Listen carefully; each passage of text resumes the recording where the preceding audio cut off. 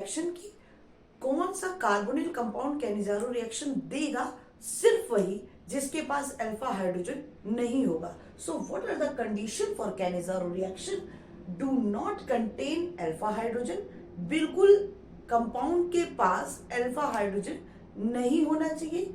Reaction catalysed by strong base and type of reaction is disproportional reaction. What do you mean by disproportional reaction? Same molecule get oxidized as well as reduced. ठीक है ना? Oxidise product क्या बनाएगा? Carboxylic acid और salt, and reduce product क्या होगा?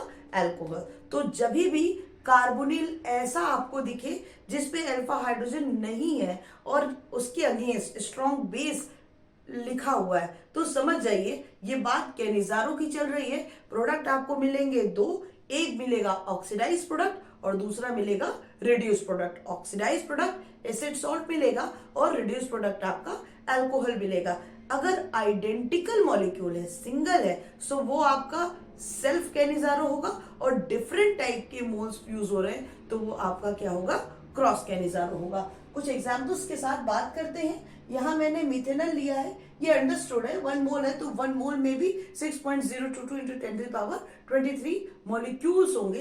तो यहाँ पर वैलेंसी सेटिस्फाई एज सच कोई मैंडेटरी नहीं है। सो अगर मिथेनॉल के अगेंस्ट आपको NaOH दिख जाए, BaOH का होल ट्वाइस दिख जाए, Na2CO3 यानी कोई भी स्ट्रॉन्ग बेस दिख जाए, तो समझ जाइए बात कैनिजारो की चल रही है। और कैनिजारो में same molecule get oxidise as well as reduced. Type of reaction is disproportional reaction. Okay?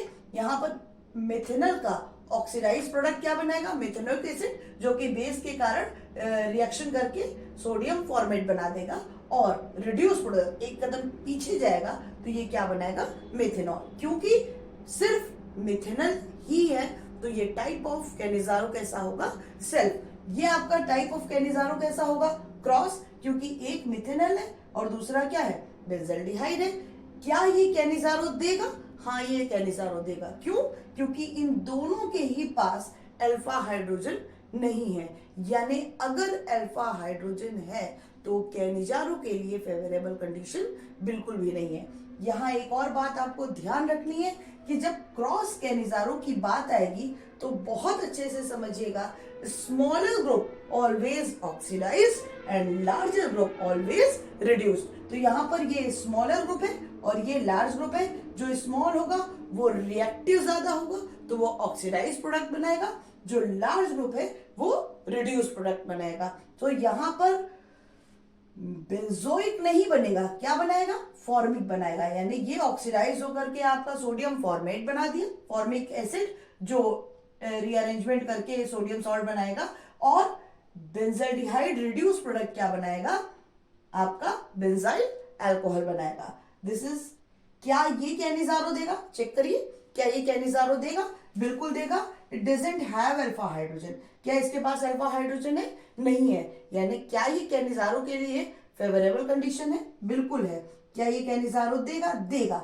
1 molecule get oxidise and another 1 reduced. एक ऑक्सीडाइज प्रोडक्ट बनाएगा और दूसरा रिड्यूस प्रोडक्ट बनाएगा। और बहुत इंपॉर्टेंट ध्यान रखने वाली बात है, देखने में लग रहा है कि ये कैनिजारो देगा क्योंकि इसके भी पास तो अल्फा हाइड्रोजन नहीं है, और अगर अल्फा हाइड्रोजन नहीं है तो कैनिजारो दे सकता है। But these type of molecule doesn't give Cannizzaro reaction. क्यों नहीं ये कैनिजारो रिएक्शन देंगे?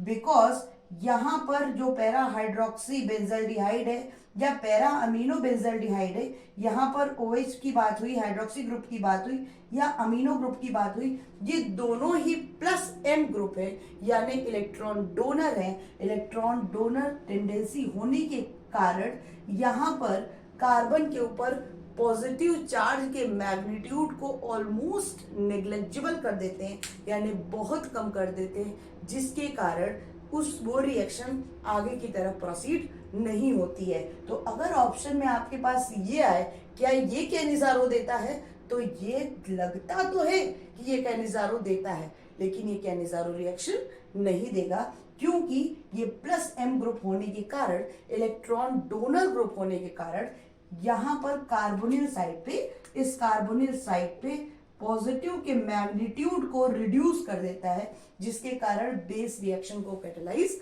कर ही नहीं पाती।